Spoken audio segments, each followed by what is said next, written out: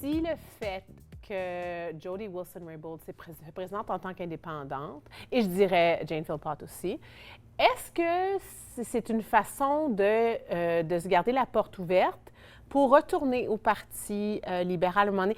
Puis je me demande, est-ce que, bien, dans le fond, parce qu'il y avait ce débat-là, est-ce qu'ils allaient aller au Parti vert? Je pense qu'ils font... Ou NPD, ou... Bien, les conservateurs, je pense que c'est comme évident que jamais, probablement, mais tu sais, ils disent quelque chose en disant non, on va être indépendants, c'est parce qu'on ne veut pas être partisans. On ne croit plus. Il y a de quoi qui se passe au niveau des politiques partisanes. Elles ont voulu rester dans le Parti libéral. Ça, c'est la première chose qu'il faut se dire. Elles ont voulu ça. Elles ont été éjectées du caucus parce que la décision a été prise de vous sortez du parti, on n'a plus confiance, on a peur de parler. Quand vous êtes là, il reste. Il y a eu ça. Est-ce que c'est une question? Oui, absolument. Est-ce que c'est une question d'un nouveau leader? Avec un nouveau leader, on y retournerait ou avec... C'est quoi l'enjeu, là? Je pense qu'elles ont fait, je vais dire, le pari suivant. Elles se sont dit, probablement, d'abord, on a eu, excuse-moi l'expression en anglais, un exposure incroyable. Pendant les 2-3 derniers mois, quelle personne on a le plus parlé en politique que ces deux-là, surtout Wilson-Raybould. Et en qui on a confiance. Et en qui on a confiance, parce que quand elles ont témoigné, on a eu l'impression qu'elle avait beaucoup de crédibilité, et tout ça. Alors, elle a eu, donc, beaucoup d'attention médiatique. Les gens l'ont connue plus que jamais, que c'était resté dans le Parti libéral, puis avait continué à faire sa job comme avant. Ça, c'est la première chose. La deuxième, elles vont maintenant être tout le temps suivies. Regarde, lundi, c'était une grosse nouvelle. Hein? On voulait savoir qu'est-ce qu'elles ont décidé. Est-ce qu'elles s'en vont avec le Parti vert, comme tu dis, NPD, souvent, tout ça? On s'en fout un peu. Là, on s'en foutait pas. Là, on voulait savoir. Ça nous intriguait. Oui, absolument. Qu'est-ce qu'elles vont décider? Moi, je pensais qu'elles allaient commencer un parti ensemble. Ah oui? Moi, je m'attendais. Écoute, je me suis dit peut-être qu'ils vont partir quelque chose ensemble. Bon, puis as-tu été déçu de voir... Mais je les vois, moi, se mobiliser. Peut-être qu'elles pourraient le faire si elles sortent victorieuses et indépendantes. Mais regarde bien ce que je pense qui pourrait arriver. Mettons que Justin Trudeau est minoritaire aux prochaines élections. C'est juste un scénario. C'est juste un scénario. C'est juste un scénario. Minoritaire. Il est minoritaire. Okay. Oui. Qu'est-ce qui arrive? Fort probable. Il a besoin de qui?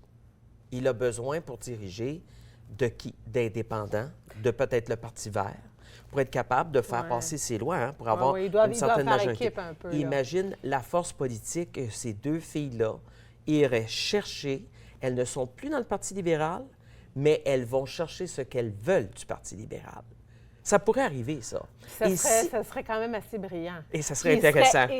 Il serait dépendant d'elle. Imagine-toi que Justin Trudeau est obligé d'aller les voir pour leur demander « Que voulez-vous avoir pour voter avec nous? » Ça, là, je suis certain que peut-être elles se sont réveillées la nuit pour y penser et se sont dit « On s'essaye. » Et ça pourrait arriver parce que ça s'est produit. But-là. Moi, je pense que l'intention n'est pas ça. C'était pas ça. Mais ça serait intéressant. Ça rendrait la politique, en tous les cas, beaucoup plus intéressante de voir qu'elles auraient un point incroyable. Et parce que parfois, c'est juste 1 ou 2, 3 députés qui nous manquent pour avoir la majorité.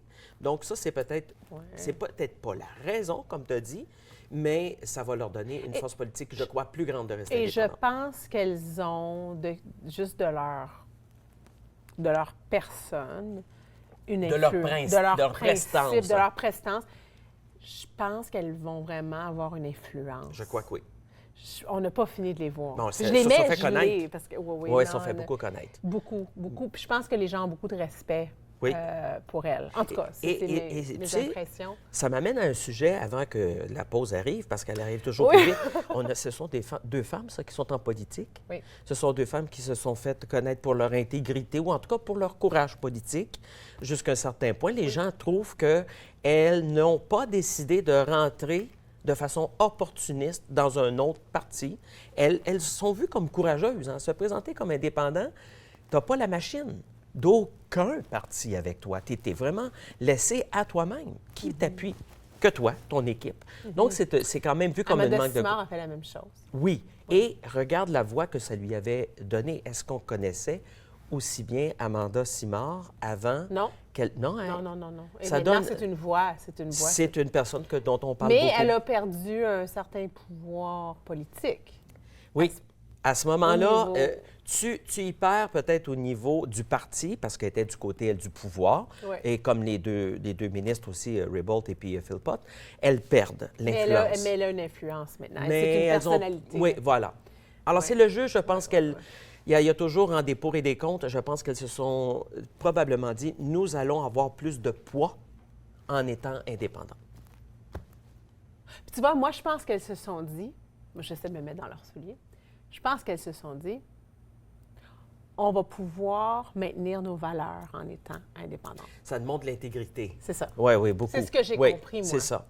Ça nous amène à un sujet, je voulais te parler rapidement parce que j'ai dit que la pause va arriver trop vite, puis tu le sais qu'elle va arriver trop vite. La parité homme-femme. Oui. Tu sais qu'au Québec, on est en train de revoir le système électoral. Je voulais t'en souffler un petit mot parce qu'au Canada, on en parle beaucoup. Oui. Trudeau en avait fait une promesse électorale qu'il n'a pas tenue. Après un an, il a dit c'est fini, on n'en parle plus. Il n'y a pas d'appétit pour ça au Canada. Donc, il ne l'a pas fait. Je ne sais pas si tu te rappelles de cette promesse non tenue qui pourrait peut-être revenir dans la prochaine. En 2015, il a fait ça évident en créant son caucus, en divisant ça 15-15, c'est ça? Ça, c'était la parité. Ça, c'était la parité. Mais il voulait changer le système électoral. C'était symbolique. C'était comme le début, mais il a arrêté. Il a arrêté là. Ça s'est arrêté là. Là, maintenant... Pourquoi est-ce qu'il n'y a pas l'appétit? Lui, il dit mais moi, je ne suis pas convaincu qu'il n'y a pas... Écoute, il va dire ça parce que présentement, il est avantagé par le système électoral. Trudeau sait très bien que s'il change le système électoral... Maintenant, il va peut-être perdre ses élections à cause de ça, parce qu'il deviendrait encore plus minoritaire. Tu sais, je te disais tantôt, il pouvait peut-être l'être minoritaire, il serait plus. Donc, il se dit, je ne vais pas aller là. Au Québec, par contre, François Legault, nouveau premier ministre, a dit qu'il le ferait, il en parle. Il y a des gens qui se sont dit, pourquoi ne pas imposer aussi la parité dans les candidats. Donc, chaque parti politique devrait présenter un nombre égal d'hommes et de femmes aux élections. Ça serait symbolique, ça créerait quelque chose, mais en même temps, je pense qu'à la longue, à un moment donné, s'il y a plus de femmes que d'hommes qui se présentent... On ne va pas s'en plaindre. On ne va pas s'en plaindre. Alors oui, je pense que s'il y a un besoin, mais j'ai pas trop d'opinion. Est-ce que tu as... Je pense qu'il faut faire l'éducation, ça doit être mon côté prof. Ça doit commencer à la jeunesse pour l'intérêt. Oui, et ça ne devrait pas être une affaire qu'on oblige d'hommes ou de femmes ou d'âge, par exemple. Tu es jeune, tu veux faire de la politique, vas-y. Tu es plus vieux, tu veux faire vas-y aussi. Si ça t'intéresse, tu veux servir, tu as quelque chose à dire, tu veux amener des nouvelles idées, vas-y. Que tu sois un homme, que tu sois une femme, que tu sois un jeune, que tu sois un vieux, on ne devrait pas questionner ça. On devrait être simplement content que tu as le goût de te lancer en politique. C'est un beau geste quand même que Trudeau avait fait de dire parité. Je pense qu'il avait fait quelque chose il s'était fait féliciter pour ça. Maintenant, l'imposer, ça, c'est une autre question, ça. On parle aussi, en ce moment, tu parlais des élections. Moi, ce qui me vient à l'idée aussi, c'est tout ce qui se passe au niveau surtout aux États-Unis, mais au niveau des médias sociaux, l'influence sur la population avec les médias sociaux pour les élections. Comme là, il y a des preuves qui viennent de sortir là, par rapport à la Russie, etc. Qu'on se fait manipuler. Qu'on se fait manipuler. Mais on se fait manipuler par des algorithmes. On s'est toujours fait manipuler. Oui, c'est vrai. On se fait juste choisir. Tu vas sur YouTube, tu regardes une vidéo et si ça te propose une autre vidéo, c'est de la manipulation psychologique.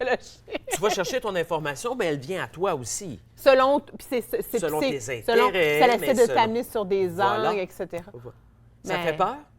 Un peu, mais en même temps, ça fait partie de... Non? Bien, c'est que il faut quand même faire un peu de ménage là-dedans. Il faut pas, il faut vraiment pas, parce que, écoute, c'est un fait qu'on veut s'informer, mais parfois, on n'a pas toujours le temps.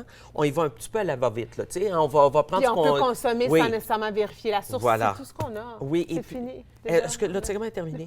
Ben, on continuera la prochaine fois. Est-ce que tu continues on pourrait parler de toute l'émission. Oui, on va se revoir cet été. Ben oui. On se revoit cet été. Restez là après la poche avec Linda Babiluc, on parle de nos valeurs. Voilà.